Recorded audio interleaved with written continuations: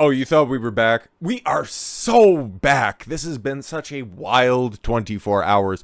Not long after I did the video on the mugshot itself being released, guess who's back on X, baby? Or I guess at the same time, back to Twitter, or if you still want to call it that under its dead name if we're dead naming social media platforms, but making his triumphant debut on X, Donald Trump's back, baby. And the first thing that he posts is his mugshot, and then also a link to one of his official channels. And, well, what does he have to say? A personal note from President Donald J. Trump. Today, at the most notoriously violent jail in Fulton County, Georgia, I was arrested. Can you believe it? The first president officially booked, and then you can see right there, they got my picture, and oh my god, man.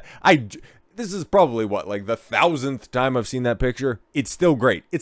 I was trying to think, right? Like, I'm sure there's probably wilder, crazier mugshots that are out there, but of a person of his repute, of his standing, of his office, there isn't a better mugshot than that one right there. Okay, that one right there. Oh man, they're so stupid. I called it yesterday, and I said that's the moment that he became the 47th president. The moment that picture came out, it's like it's gone, it's done, it's dusted, man. It's game time. Just call it. I was arrested despite having committed no crime. Not one at all. The American people know what's going on. What has taken place is a travesty. It's a big travesty. Everybody can see. You've seen the evidence, and well, frankly, because you've seen it, you know that there is no evidence. It's gone. Now, what has taken place is a travesty of justice and election interference. The left wants to intimidate you, and out of voting for a political outsider who puts the American people first. But today, I walked into the lion's den because, well, it takes one to know one. With the one simple message, on behalf of our entire movement, I will never surrender our mission to save America. If you're doing poorly due to the sinister people in control of our country right now, there's so many of them and they're so corrupt, don't even think about donating. But if you can, I'm not gonna beg. It's all right. We got plenty of. I got a lot of money. I'm a very rich man, but at the same time, I'm here for you. But if you feel like, there's a link to the bottom. You can press it if you want. But if you can, please make a contribution to evict Crooked Joe. Because I took that crooked nickname. I took it out of retirement. I had it for Crooked Hillary. It fit perfectly for her. But now, with all those revelations that people are telling me about Joe Biden, it fits perfectly. Sleepy Joe. We can put him to bed, hey, we can just bring back the crooked Joe Biden from the White House and save America during this dark chapter in our nation's history. Thank you, and God bless. I can't read scribbles, but obviously we know that that's Trump right there, okay? And then you can make your donations if you're so inclined. But I have just been laughing my balls off for the past day over the outrage about this, okay? And we're not going to go through everybody's responses to this, but I think the Atlantic's is probably perfect, and it's a little bit weird, right? This mugshot is a warning. Donald Trump's booking photo was supposed to be an exercise in humility. He turned it into a threat. And I like the way that this page ended up getting formatted, but it's just his eyes. See, it's so perfect, man. It's so memeable. It quite possibly, at this moment of time, is the most viewed image. At least the most current one, obviously, right? We know in the context that we're speaking here. We're adults, right? So we can understand the flow of this conversation. But I seen this article pop up. I just thought it was a meme because, well, it's the Atlantic, and they can realistically only talk in memes. But shout out to Sargon for capturing the initial title, which I've seen before. He wants you to look at him. Written by Megan Garber with the same subheadlining. He wants you to look at him. This mugshot is a warning. Very interesting. I don't know, just trying to recycle the clicks out there, Atlantic. Is business that bad? It's real tough. But what is the main competition? And obviously, for as many conspiracy theories, some of which I'll entertain, about Joe Biden not making it to the debate stage in 2024. No, it's going to be a rematch, and it's going to be absolutely atrocious, because we've got right now, you guys know, I'm not big vibes or feel guys, but really feeling like 2016 right now, about as much as I can ever relate it to.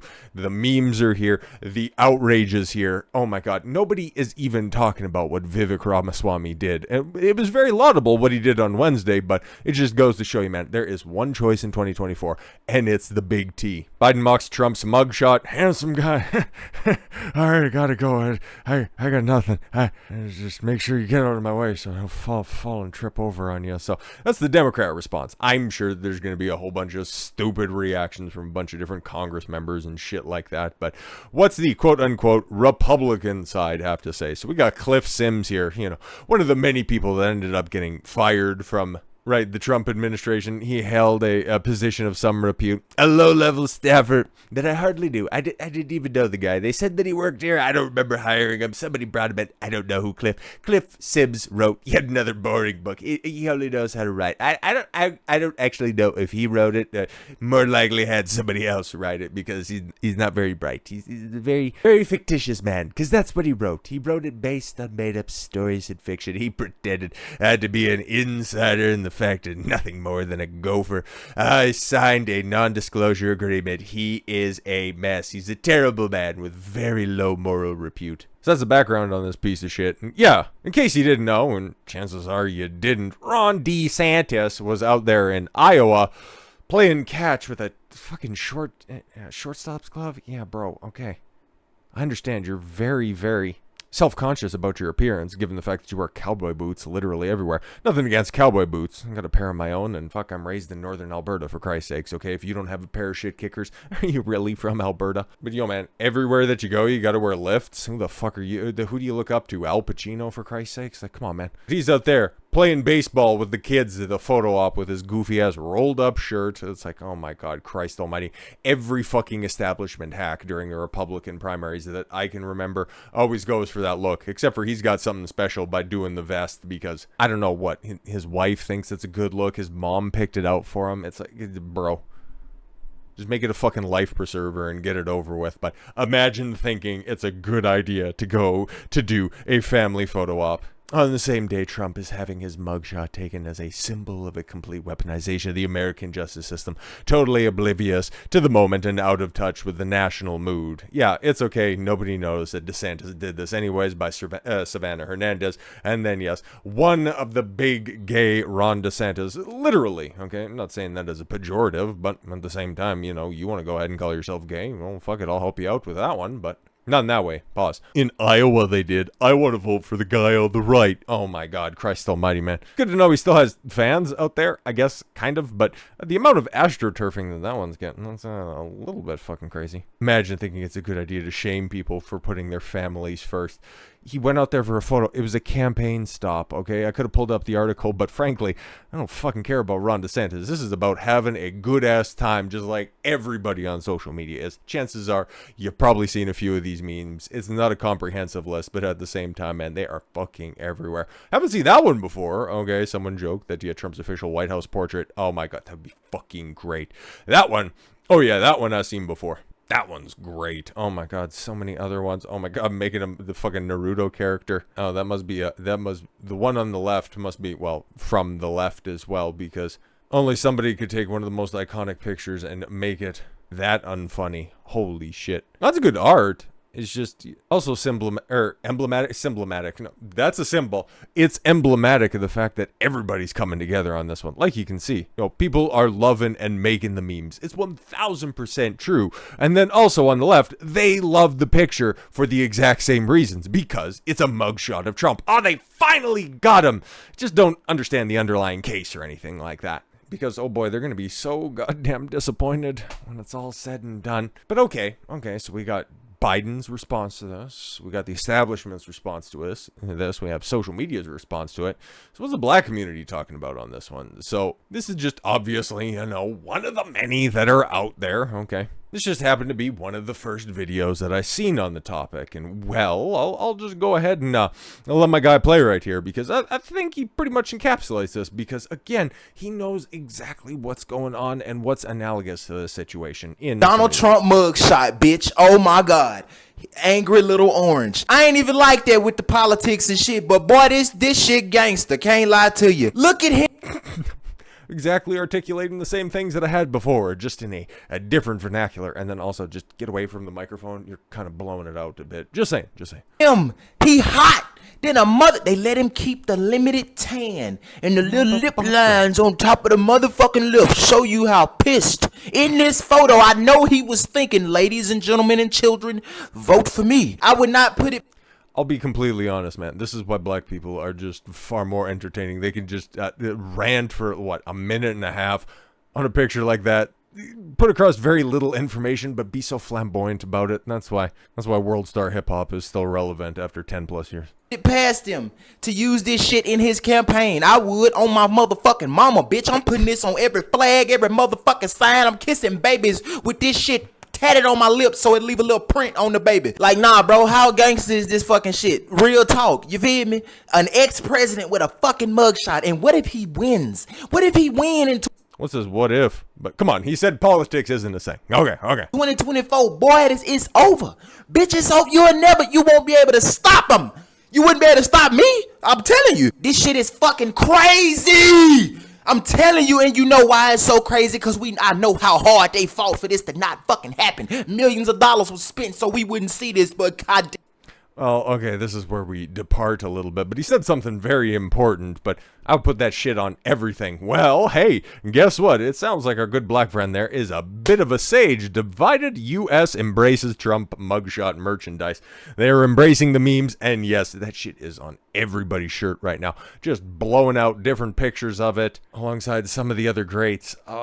Well, you got Prince, you got Mick Jagger, Joan Jett, Jimi Hendrix. Obviously, you got the other classics as well, like Frank Sinatra, Johnny Cash. I swear to God, Trump's mugshot probably goes harder than all of those. I'm just saying, man, that's just my personal preference. Former U.S. President Donald Trump's historic mugshot posted by a Georgia courthouse on Thursday evening, which, yeah, the Trump campaign's like, can't we just do this in private? But no, Fannie Willis thought that this would be such a great idea, and oh boy, I try to figure out, like, from their perspective, what did they think they were going to do, okay? Because this just pushed. The only thing that I'm seeing, and I'm trying to figure out, okay, was it good for the Democratic side of this?